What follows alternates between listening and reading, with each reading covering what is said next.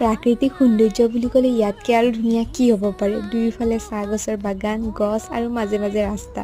আৰু ইয়াৰ প্ৰাকৃতিক সৌন্দৰ্য ফালি ফালি আমি আহিছোঁ আজি ৰাইন' ইক' ৰিজৰ্টলৈ। এই ৰিজৰ্টখনলৈ মই আগতেও বহুবাৰ আহিছোঁ, কিন্তু ভিডিঅ' তেনেকৈ দেখুওৱা হোৱা নাই। আজি দেখাই দিলোঁ আপোনালোকৰ কাৰণে।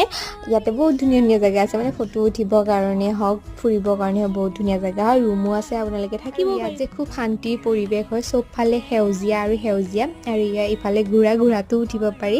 ইয়াতে মানে মনটো ভাল লাগিলেও আহিব পাৰি, মনটো বেয়া লাগিলেও আহিব পাৰি। চবফালে সেউজীয়া আৰু সেউজীয়া। মোৰ সেউজীয়া বহুত বেছি ভাল লাগে। আৰু এতিয়া গৈ আছোঁ আমি মানে মেইন জেগালৈ। মেইন জেগা হৈছে খোৱা জেগাটো। ক্ষীণ হ'ব পাৰোঁ, কিন্তু খাই বহুত বেছি ভাল পাওঁ। প্ৰথমতে আৰম্ভ কৰিছোঁ এটা ফ্ৰুটিৰ সৈতে, তাৰপিছত আহি পেলাই আমাৰ মেইন খানাটো। এতিয়া আমি খাই বৈ লওঁ, গোটেইবিলাকে খাই আছোঁ। আৰু খোৱাৰ টাইমত কোনো ধৰণৰ মানে হেৰি কৰিব নোৱাৰি। আৰু তেনেহ'লে আজিলৈকে বাই বাই, লগ পাম নেক্সট এটা মিনি ব্লগত।